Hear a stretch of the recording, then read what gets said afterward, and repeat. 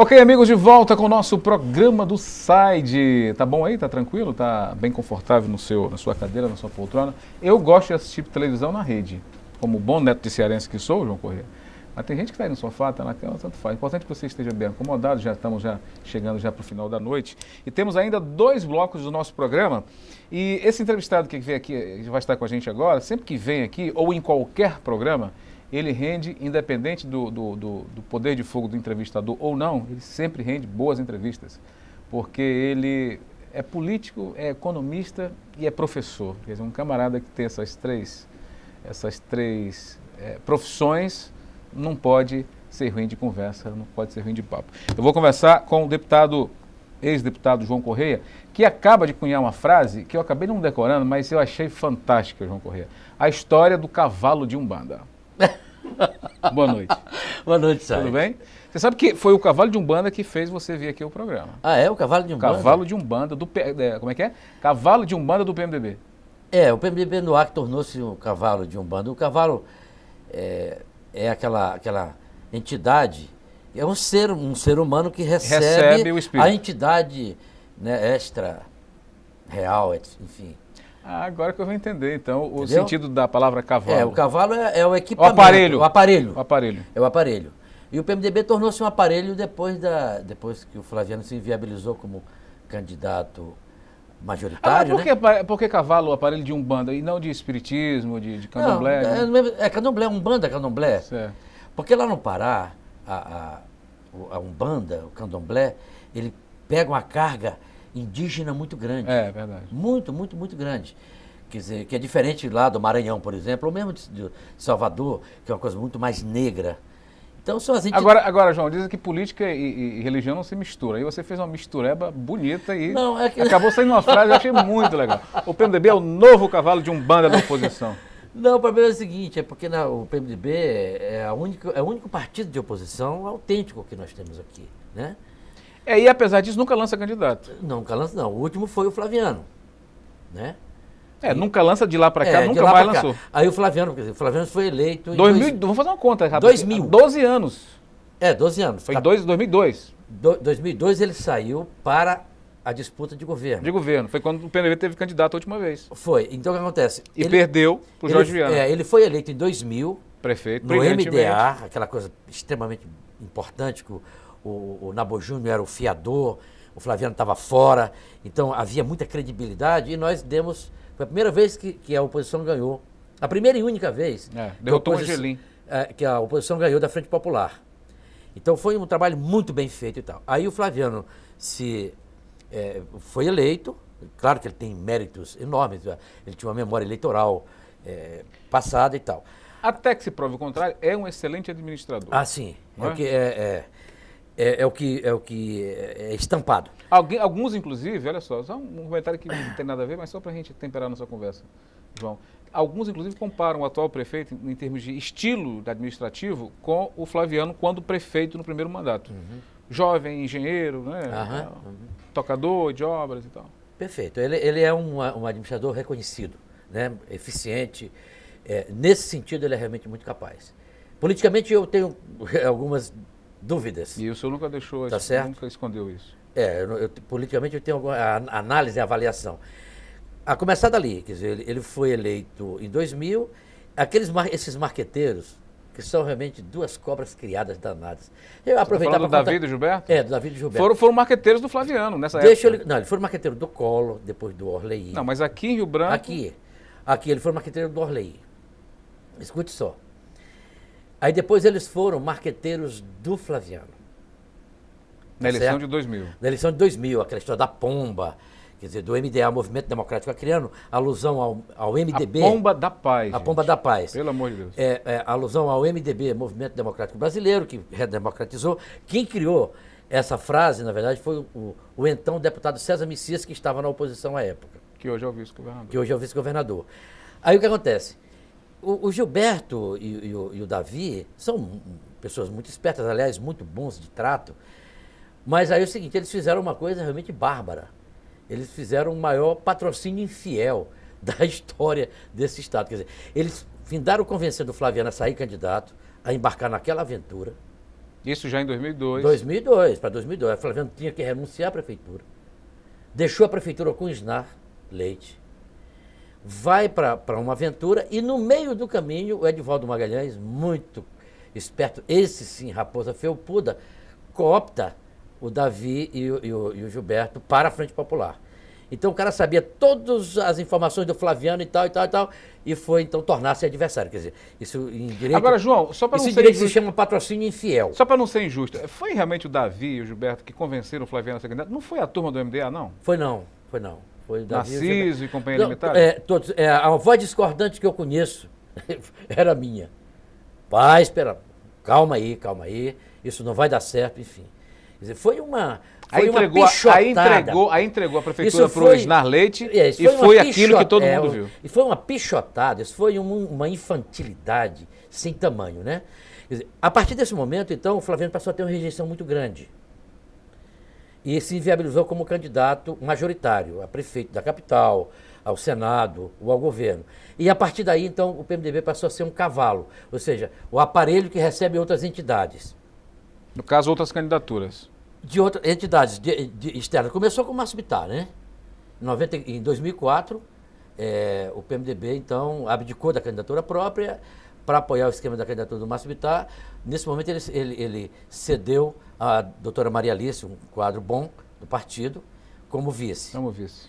Em 2006, aí já foi diferente, quer dizer, o PMDB cedeu novamente, tá certo, para o Márcio Bittar, para governo, aí já o Wagner Salles como candidato a vice. Eu lembro. Correto? Em 2008, aí já mudou a entidade. A entidade, o espírito passou a ser outro, passou o senador Petecão, correto? Não, 2008 foi o Bocalão, não foi? Não, foi o Petecão.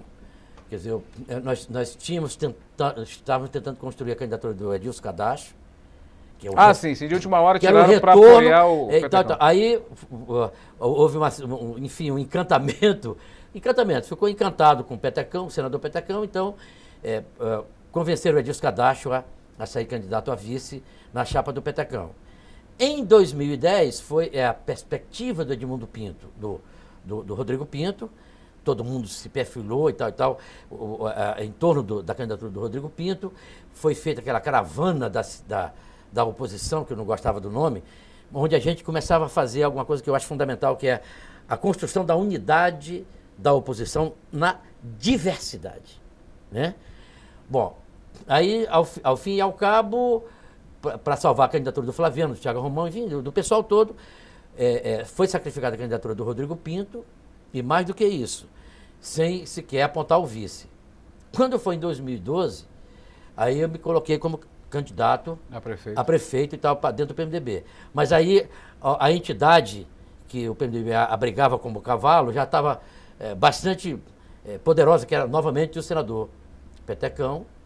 E aí o seguinte... Aí ele traz uma subentidade para ser candidato. Aí ele trouxe o Fernando Melo e tal, da Frente Popular, na ilusão. E os caras acreditavam mesmo que o Fernando Melo sairia da Frente Popular com todo esse clima de confronto e teria uma votação esplêndida dentro do PMDB. E deu no que deu. Mas só que o que deu no que deu, Said, eu tenho uma leitura diferente da maioria dos meus parceiros, que eu não consigo reunir para discutir. O PMDB... Você está falando de quê? Da eleição de 2010 do Fernando? De 2012, aliás? 2012 do Fernando Melo. Que é o seguinte... Depois a leitura tem que fazer uma só, João. Ele foi mal pra caramba. Não foi. Como não? O cara teve pouco mais de 15 mil votos. Foi votos. a primeira eleição em que a oposição enfrentou o MDA, a Frente Popular, melhor dizendo, a primeira eleição que deu o segundo turno. Sim, mas deu o segundo turno, mas ninguém ganhou. Quem ganhou foi a Frente mas deu o segundo turno, porque os caras já sabiam antes que ganhavam em primeiro turno. A primeira eleição que deu o segundo turno foi a eleição do Fernando Melo. E aí há um detalhe, por exemplo, as pessoas... Chutar cachorro morto é fácil, né? Ou arrombar a porta aberta. Deixa eu só lhe dar um exemplo. O Fernando teve mais de 4% dos votos, Fernando Melo. Eu votei nele. E ofereci minha casa para colocar lá um outdoor e tal. Mandei pedi um amigo meu para oferecer. Eles ficaram talvez com vergonha e não utilizaram. Mas o fato é o seguinte, eu votei nele e tal, disse isso, explicitei. O Fernando Melo, ouvi alguém dizendo que o Fernando Melo não tinha acrescentado nenhum voto da oposição. Que os votos que ele tinha tinham sido tirados de A, de B, de C e de D. Não é verdade. Acho que é verdade em parte, não é verdade total.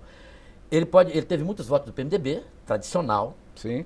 mas ele teve os votos dele, da família dele, dos amigos da família. Ele também não era, digamos assim, deputado federal à toa. E a eleição do Fernando Melo, a vinda desses votos para a oposição, digamos 1% dos 4 e pouco que ele teve, foram fundamentais a vinda desses votos para nós termos... Para provocar o segundo turno. O segundo turno. Entendi agora. Então, eu acho que nego subestima isso e cospe nisso, sabe? É ingrato com isso. Daí, o governador Tião Viana está dando uma jogada de mestre. Ele está pegando de volta esses votos do Fernando Melo. Que desequilibraram a eleição de Por quê? 2012. Porque ele sabe que essa eleição que vai rolar aí pode ser decidida por 1 ponto, por meio ponto, por isso, por aquilo outro. Quer dizer, então, na verdade, eu não... o Fernando Melo, eu lastimo que o senador Petecão ou Flaviano Melo não o tenham retido dentro do PMDB. Aí você analisou a questão do desempenho dele eleitoral de Tá 2012 certo? E o papel... ele foi fiel da balança, eu querendo dizer isso. Realmente foi. Realmente foi. Apesar da pífia votação, mas sim, essa pífia votação foi decisiva. Foi decisiva para provocar um segundo turno. Um segundo turno. Agora, primeiro depois de 10 anos. Tem outras questões muito mais importantes para se analisar, João, que é isso que você falou no final dessa sua última resposta. A falta de apoio, eu não sei como é que foi, como é que estava sendo a relação do Jacaré, que é assim que carinhosamente o pessoal chama ele, com o Flaviano e principalmente com o Petecão, o senador, eles que inclusive formaram a tal da Cosme da União, a dupla Cosme, desde a época que os dois eram deputados federais. Quer dizer, o que aconteceu no meio do caminho para deixarem o Jacaré jogar da própria sorte? A oposição ela tem tido um comportamento muito ruim nesse sentido, nesse aspecto. A oposição elege parceiros, aliados, como mais inimigos, como mais adversários do que os adversários da Frente Popular. Então, a autofagia, a ingratidão, a crueldade, não é fogo amigo. Eles jogam realmente fogo inimigo. Eles difamar, infamar... E você acha que o Fernando foi vítima disso? Pode ter sido. Pode ter sido e aquela velha história.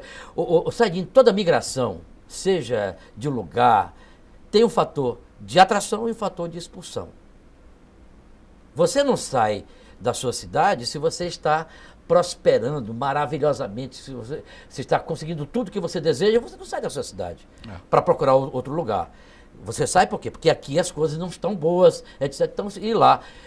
Só que você vai para um outro lugar que te acena com coisas boas. Vem aqui as chances são melhores, etc, etc. Eu acho que o governador Tião Viana, provavelmente, aí eu vou fazer ilação, percebeu isso e está fazendo política.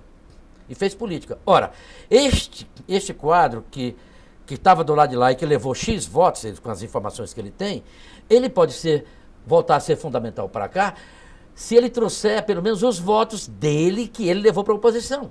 Se ele trouxer de volta para cá, são multiplicados por 2. Por quê? Porque se ele tirou os votos da Frente Popular e trouxe para a oposição, alguns, e se ele pega esses votos e traz de volta para a Frente Popular, ele multiplica os votos por 2. Porque na eleição passada, a Frente Popular deixou de tê-los. Ah, sim, entendi agora a conta. Correto? Ora, é claro que o governador tem bala na agulha, tem café no bule, tá certo? A estrutura de poder do Estado, enfim, todas essas perspectivas que a oposição naturalmente não oferece. A oposição oferece muita, digamos assim, muita adversidade, muita dificuldade. Agora, João, eu já ouvi comentários dessa saída. Gente, tudo isso, esse primeiro bloco, então, vamos ver 2 blocos do deputado João. Ex-deputado, que sempre é deputado, que fala melhor do que muito deputado tem por aí, diga-se de passagem. Bom, nós estamos desde o começo desse bloco, gente, analisando, se você não percebeu ainda, a saída do ex-deputado Fernando Melo, do PMDB, da oposição para a Frente Popular, diz que agora ele vai liderar o PROS. Que vai ter o retorno dele para a Frente Popular. Agora com o PROS, que é um partido novo. Pois bem, mas já vi gente fazendo a seguinte análise, João, que na verdade o Fernando Melo saiu porque ele nunca foi de verdade PMDB. Ele era petecão, né, e que por acaso estava no PMDB.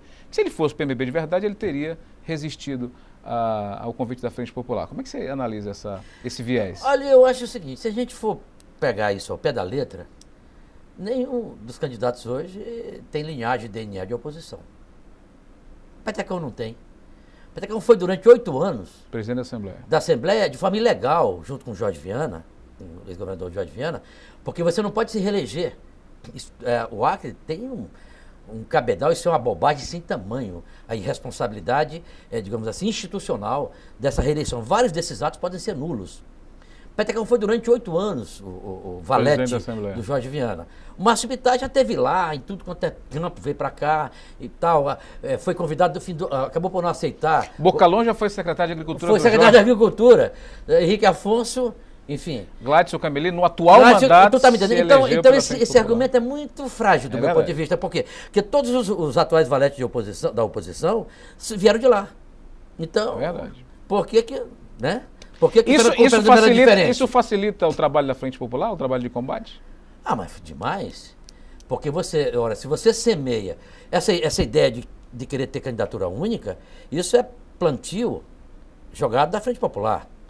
Ah, o povo quer uma candidatura única. Mentira, o povo não quer nada disso. O povo quer uma unidade real, fraterna nas oposições. Com candidatura única ou não? Ou não. Se não tiver ninguém, se tiver apenas uma candidatura, perfilemos-nos em torno dela.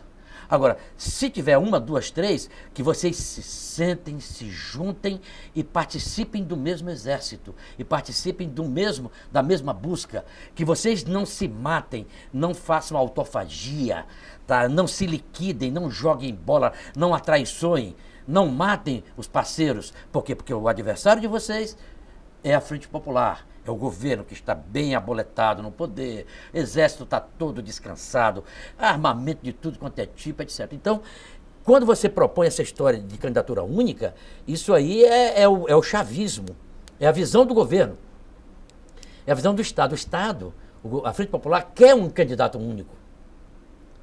Agora, ele quer um candidato único por quê? Porque nesse processo de coleta da candidatura única, você machucou uma série de pessoas. Sabe, vou lhe dar um exemplo. Se você tem uma candidatura, o Said é candidato, Jorge Said. Deus me livre, mas tudo bem. Para argumentar. O Said tem família, o Said tem amigos, o Said tem colegas da geração, o Said tem área de convivência religiosa, isso, aquilo, outro. O Said vai ter uma votação, porque ele vai fazer uma pregação, e ele vai ter uma votação, essas pessoas vão ficar interessadas em ajudar o Said, correto? Ora, quando você mata um candidato de oposição, quando você impede que uma liderança venha à luz, venha a lume, o que acontece? Você desmonta a família, os amigos, os elementos de convivência. Essas pessoas ficam ressentidas e, na melhor das hipóteses, elas ficam inertes, elas ficam indiferentes, elas não vão para a rua, elas saem da relação política. Então, essa noção que a Frente Popular plantou, tá certo? Através de alguns meios de comunicação. Ah, não, tem que ser candidatura única da oposição, que alguns áulicos da oposição engolem. É mortal, é a negação da política, é a negação dos partidos, é a negação da formação das lideranças. Isso é muito ruim, isso é coisa de partido único, Jorge Said. Bom, é claro que eu não vou encerrar essa entrevista aqui, porque o deputado João Correia, como eu disse, apesar de não ser mais deputado, por isso que eu chamo de deputado, porque fala muito melhor.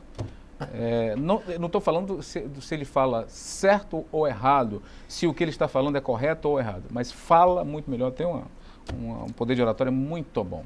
E é sempre bom conversar com ele. Então, vamos fazer um intervalo, vamos fechar aqui 19 minutos, já inclusive passando o tempo, e na volta a gente vai continuar analisando as possibilidades da oposição para a disputa do ano que vem e vamos falar também sobre esse entreveiro que ocorreu recentemente, dessa chapa da Frente Popular antecipada meio que com muita antecipação e depois foi desfeito, enfim. Vamos ouvir também a opinião do sempre bom orador João Correia sobre esse fato também, na sequência do nosso programa.